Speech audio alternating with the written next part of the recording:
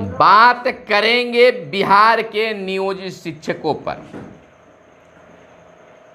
Social media पर इन दिनों नियोजित शिक्षकों की बातें देखते बन रही है। सक्षमता पास, सक्षमता फेल और सक्षमता में शामिल न होने वाले एक दूसरे पर आरोप प्रत्यारोप का दौर जारी है, लेकिन शिक्षक नेता मौन है। मात्र अब तक एक शिक्षक नेता ने बातें उठाई और दोनों शिक्षकों पर जो कमी हुई, सक्षमता परीक्षा में जो शिक्षक बैठे, इस पर इसकी जिम्मेवारी शिक्षकों पर नहीं बल्कि खुद पर ली कि हम में कमी थी, जिसके कारण शिक्षकों ने सक्षमता परीक्षा दी। ना तो कोई गद्दार है और ना कुछ, सभी अपने हैं। किस नेता ने कहा, क्यों कहा, कैसे कहा? सक्षमता परीक्षा देने के बाद कब होगा वेरिफिकेशन प्रमाण पत्रों की? कहाँ होगा, कैसे होगा, क्या लाभ मिलेंगे, क्या लाभ नहीं मिलेंगे, आंशिक रूप से हम चर्चा करेंगे। नमस्कार, मैं हूं सुनील बॉबी और दोस्तों, आग्रह है कि चैनल को सब्सक्राइब कीजिए और सोशल मीडिया पर इसको ज़रूर शेयर कीजिए ताकि सभी लोगों तक यह वीडियो पहुंच सके। स्थिति तो खैर उधेड़-बुन वाली है। जो सक्षमता परीक्षा दिए हैं और जो नहीं भी दिए हैं, दोनों में उधेड़-बुन की स्थिति है, क्योंकि पटना हाई कोर्ट ने डिसीजन दिया कि सक्षमता परीक्षा जो देना चाहते हैं वो दें, जो नहीं देना चाहते हैं नहीं दें। नियोजित शिक्षक बने रहेंगे, नौकरी पर कोई खतरा नहीं होगा, नौकरी से नहीं हटाई जाएगी। अब यहीं पर बात पहले समझ लीजिए, कोई खास फिलहाल गाइडलाइन जारी नहीं। जो सक्षमता परीक्षा दे लिए हैं उनका जिलों का भी आवंटन हो गया। बहुत सारे लोगों को फर्स्ट चॉइस ही मिला, कुछ लोगों को सेकेंड चॉइस मिला, किसी को थर्ड चॉइस भी मिला है। बहुत सारे संख्या में लोगों को अपने ही जिले में मिला है, किसी को दूसरे जिले में भेज दिया गया है, किसी को और दूर भेज दिया गया है। तो उसमें भी ऑप्शन निकाला गया कि जो अगर दूसरे जिला में जाना चाहते हैं तो फिर से वो परीक्षा में शामिल हों। खैर, ये तो बस सरकार की शिक्षा विभाग की अच्छी पहल है, लेकिन अपने ही जिला में मिला है तो कौन सी गारंटी है कि 8, 10, 15 किलोमीटर के दूरी पर ही मिल जाएगा आपको आपके घर से। जिला कोई 10-20 किलोमीटर में नहीं बल्कि 50-55 किलोमीटर भी दूरी होती है जिला मुख्यालय से, या एक छोर से दूसरी छोर 100 किलोमीटर भी आकी जा सकती है। अगर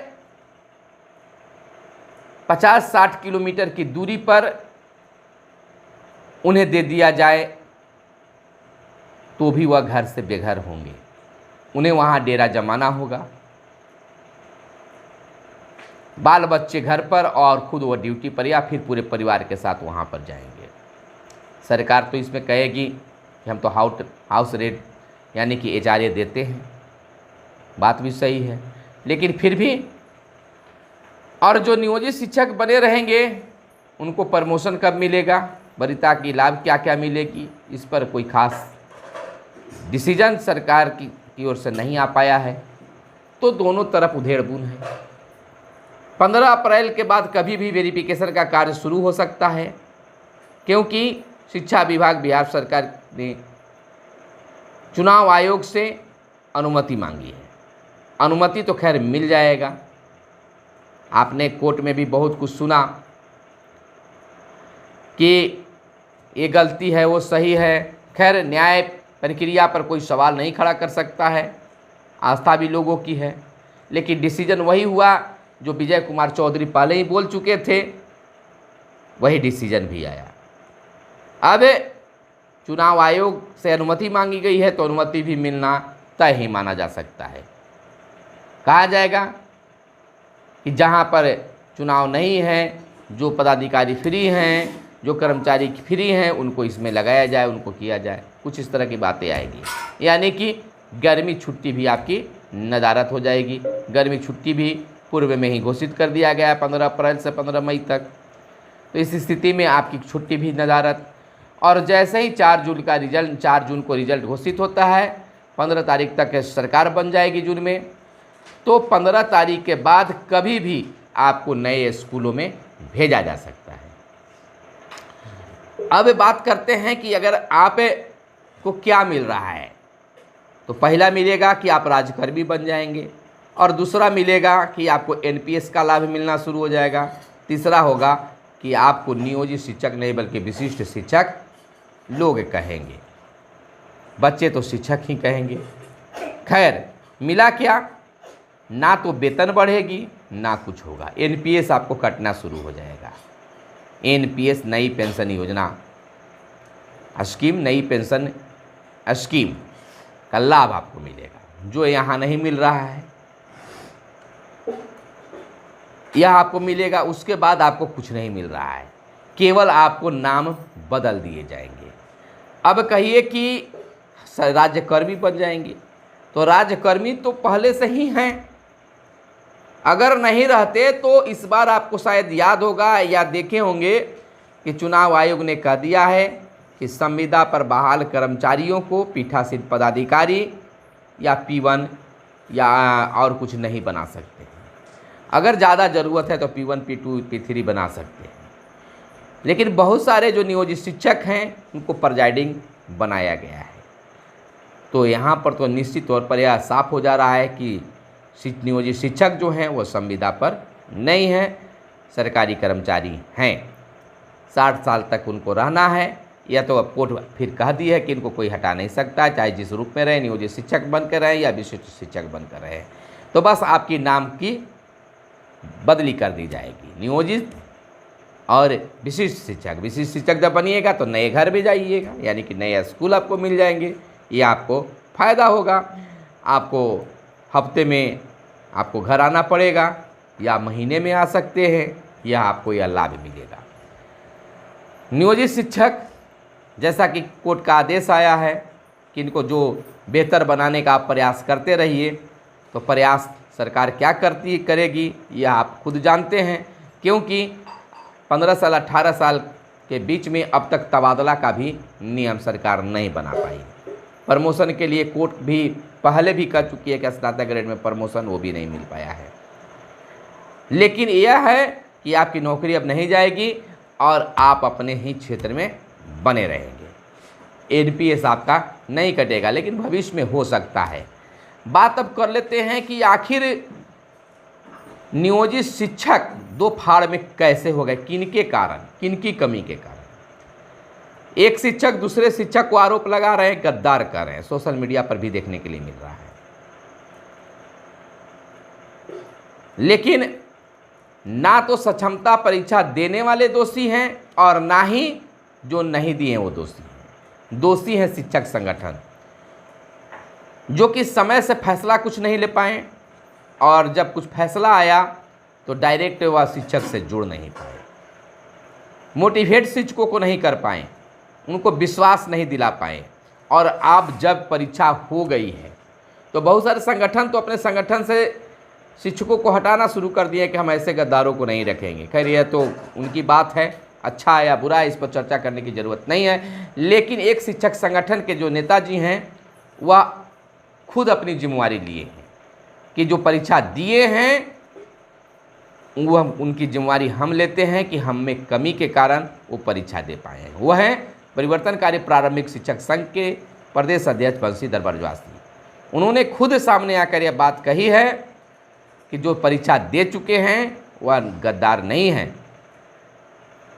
हम लोगों में, हम शिक्षक नेतृत्वकर्ताओं में कमी के कारण वो परीक्षा दे पाए, हम उनसे सीधा जुड़ नहीं पाए, हम उनको मोटिवेट नहीं कर पाए, उत्साहित नहीं कर पाए, ढाढ़स नहीं दे पाए, जिसके कारण वो परीक्षा दे पाए।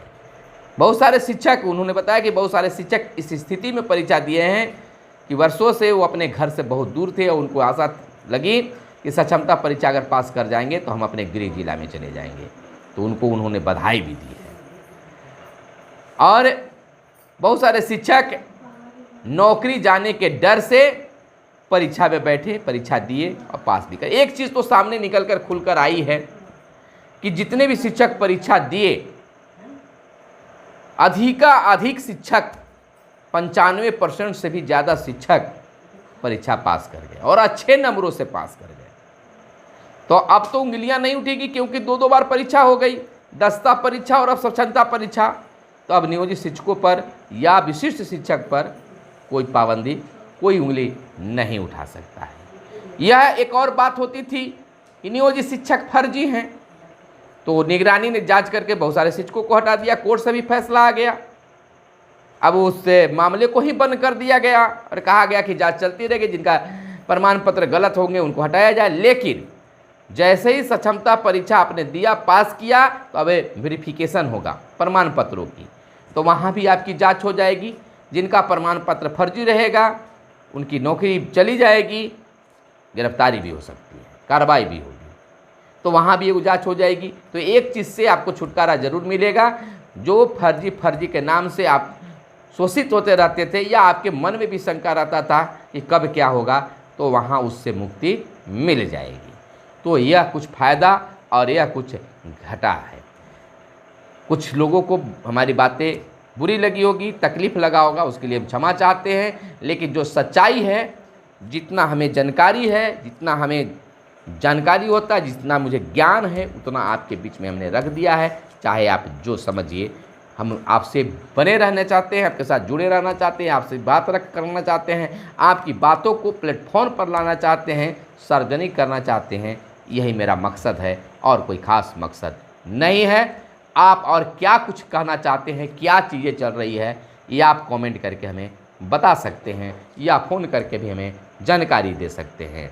आप इस वीडियो को कहाँ से देख रहे हैं, किस ज़िला से देख रहे हैं, ज़रूर बताइएगा। और आप क्या कुछ प्रश्न करते हैं, करिएगा। आपके प्रश्नों को हम मुद्दा बनाकर रखने की कोशिश करेंगे। आप चाहिएगा तो नाम सार्वजनिक होगा और नहीं चाहिएगा तो नाम सार्वजनिक नहीं होगा। लेकिन विस्तृत आप कमेंट करके बताइए या फिर हमारे व्हाट्सएप पर लिखकर भेज सकते हैं। चलिए फिर मिलते हैं, तब तक के लिए चाहिए इजाज़त। जय हिंद, जय भारत, वंदे मातरम।